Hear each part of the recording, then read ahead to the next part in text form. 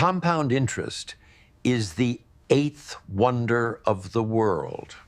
Thanks, fake Albert, and thanks for the fake quote.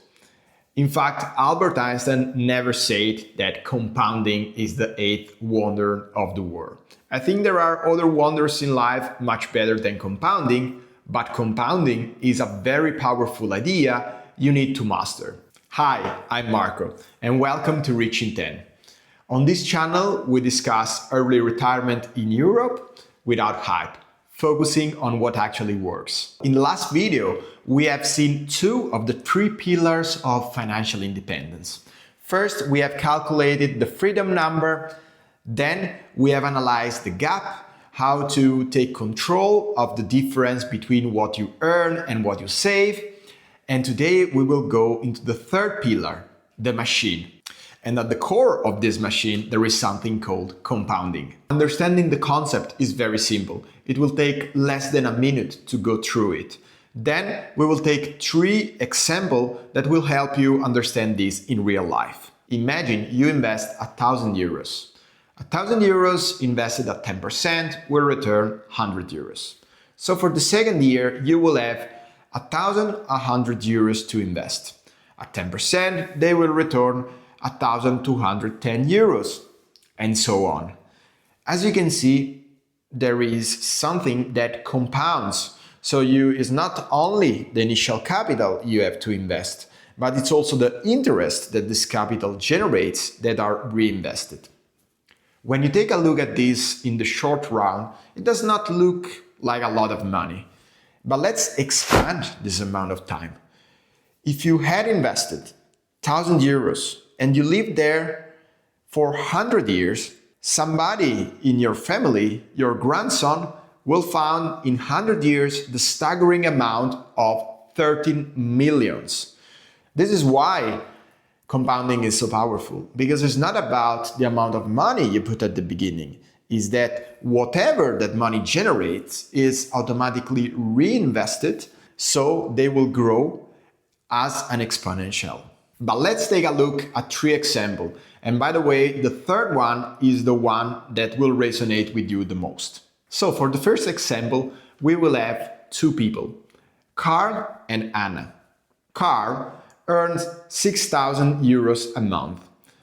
He has a saving rate of 50%, meaning that Carl's annual expenses are 36,000 euros and his saving rate is 36,000 euros. Well, his freedom number will be 900,000 euros because this is 36k multiplied by 25. This means that in 25 years, Carl will have reached the amount of money for his financial independence. But as we saw, only saving will take Carl a very long amount of time to reach his financial independence number, because the growth of his saving is simply linear. But now let's take a look at a second person, Anna. Anna has exactly the same saving rate Carl has, the same income, the same expenses. This means also that the freedom number for Anna will be 900,000 euros. But there is only one difference between Anna and Carl, that Anna is able to invest what she saves. And imagine this amount of money, 36,000 a year, are invested at 7% per year. Well, you will see that the difference is mind-blowing. So I want you to notice three things about this example. The first one is that at the beginning of the journey, it looks that Carl and Anna are almost saving the same amount of money. But when the time passes, it looks clear that the path for Anna will be much easier. At year 15, things will be extremely different. In fact, Anna will have reached her financial freedom. She will have 950,000 euros, while Carl is still saving to get there. And by the way, there is an amount of money in difference that is around 400,000 euros, because Carl has only saved 540,000 euros by that time. The third thing I want you to notice in the example is that by the time Carl reaches his financial independence, only saving, Anna has put aside more than 2 million, having with Carl around 1.5 million difference in the net worth they have been able to create. This is why compounding is so important. You cannot reach financial independence only by saving. If you do, it will take a very long time. If you invest while you're saving, you will have a completely different path. So let's take a look at a second example. In this example, there are twins. Twin A is called Albert and twin B is called Barbara. Albert starts investing in his 20s.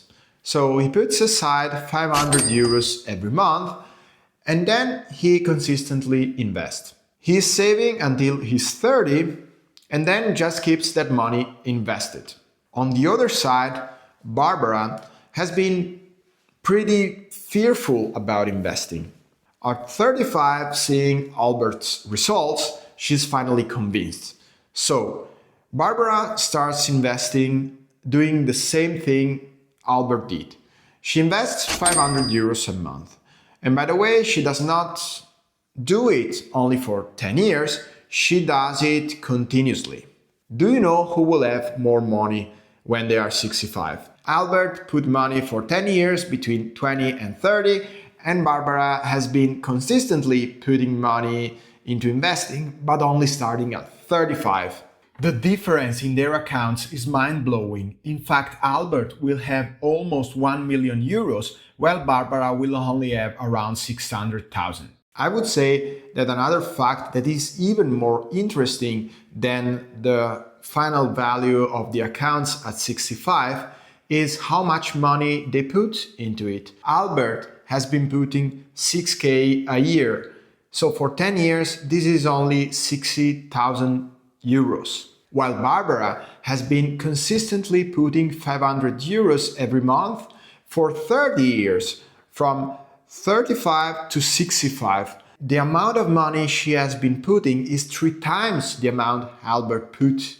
So she has been putting at work 180,000 euros, but she has not been catching Albert over this amount of time. So if we extend the time period after 65 and Barbara continues to put 500 euros a month, will there be a point in time where Barbara will catch Albert finally? The answer is no. So the key takeaway for example 2 is that time in the market always beats timing the market.